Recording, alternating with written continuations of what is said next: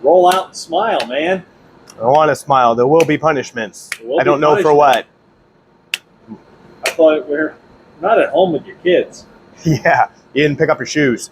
2012 Honda CR-V, about 150 or so thousand miles on it. A regular good customer of ours called up saying he's got oil drips. And we know last time this was in, it was dry underneath, so it's kind of concerning. If you want to flip around back here, I'll show you where we got into, because this one got weird.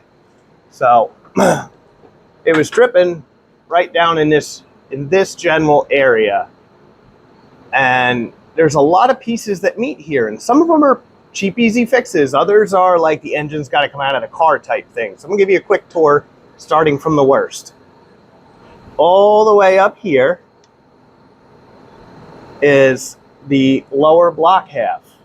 If that is leaking, this engine comes out of the car and comes major apart. That's probably a day plus worth of work. Next one on the bad down is the actual oil pan. And I could see it'd be really easy to say this oil pan's leaking, because I mean, we can see the oil running along it. Two other things we're going to touch on. Behind this plate is the crankshaft position sensor that is sealed with an O-ring.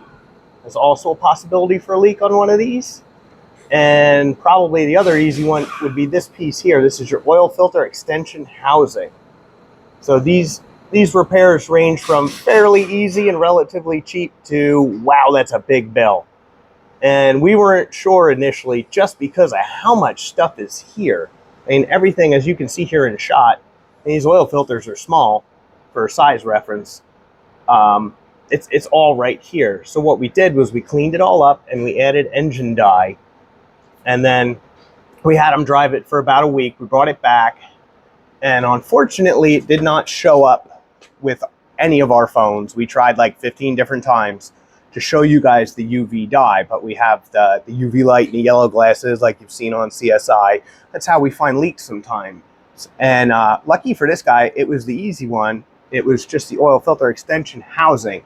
It's the difference between we're going to have your car for 2 days and we can have it back to you this afternoon. It's not a big deal, but it was taking the time to get it right and not say, oh, Mr. Customer, we need to basically reseal your engine, versus not a big deal. We'll just put 2 little gaskets in it. And we're going to take you along and show you how this works. We've already explained the diag part of it to you to evaluate where it's coming from. So step 1, Captain Obvious. Let's just spin the filter down to gain ourselves a little more space. I don't want to make a mess all over myself, so we're just going to let this drain. We're after these bolts, and then there's 2 on the other side. So we'll let that drain down a bit.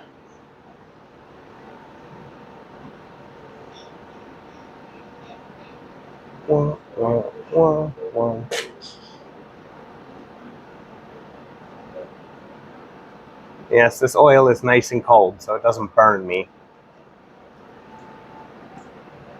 Does it look different? Can you tell there's dye in it? I don't know. Maybe we should hit it with a UV light right now. Ooh.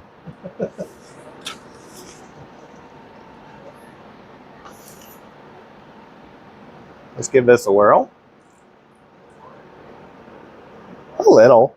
I don't know if that shows on camera. A little bit. A little bit. Not that great. Doesn't show up real good. We've tried.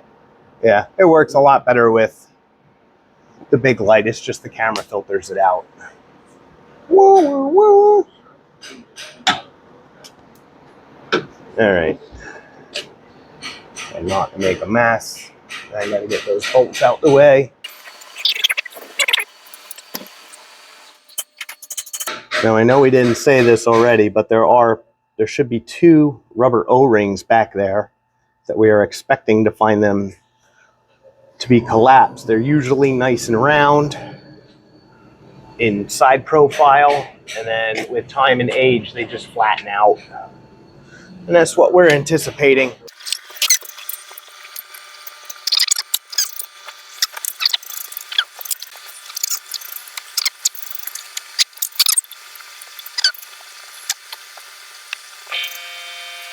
It's like you contemplate life when you're sitting here doing this stuff, 1/8 of a turn at a time. Contemplate all the life choices. Why do I work on cars? 2 of them came out really easy.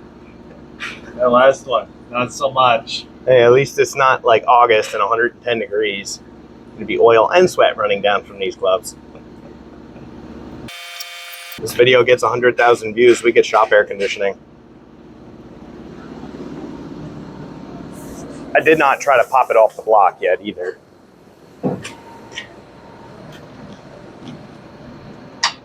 Like that. Oh yeah. So, here's our little troublemakers. Ugh. This one's like hard as plastic. Anybody owns a Honda V6 and they talk about oil pump seals when we replace them, see how flat that is? The oil pumps do the same thing. So why these don't seal is if you look in profile how flat it is now, and it doesn't stick above these grooves. Nothing really sticks up. So now it's not sealing because it's not taking up the space between this housing and the engine block. I can head over to the bench and I'll show you what the new ones look like. Are we back? Yep. All right. So here's our new ones. Here's the old ones. This really is that simple. Just pop them out. That one went flying. We'll probably never find it again. All of the 10mm sockets we all lose. It's a real good visual in profile. This one here that I'm wiggling is the new one, and that's the old one. This is able to take up the imperfections. This is just flat, old, hard, and worn out. Actually, I don't know if it's brittle. Yeah. It's supposed to be nice and soft and pliable. And you can see it's cracking. So yeah, that don't seal anything. And side by side, the one on top you can see is way thicker.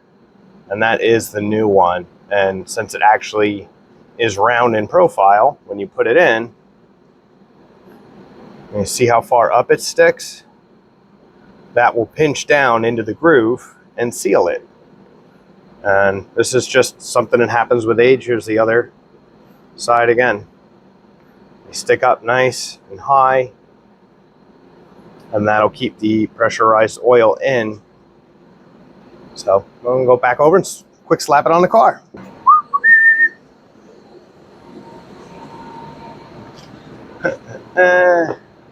Obviously you can't leave all that junk up there because it'll never seal. So we clean up real quick. For now, I'm only worried about what's called the mating surface where these two pieces meet. Get them nice and clean. I'll clean up the rest afterwards because we're going to have to check this thing for leaks anyway, just to verify there is nothing else going on here. Nice and clean. Oh.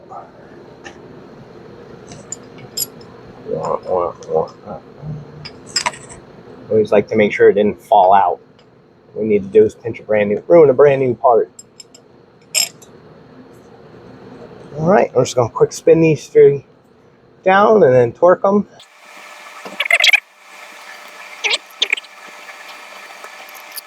All right, and these really don't torque that tight. Again, aluminum to aluminum, we don't need to go nuts. It's 16 foot-pounds, and for reference, it's that tight. It's not much. No reason to go nuts here, guys. All right, now it's just a matter of finish changing the oil and fire it up and verify it's fixed.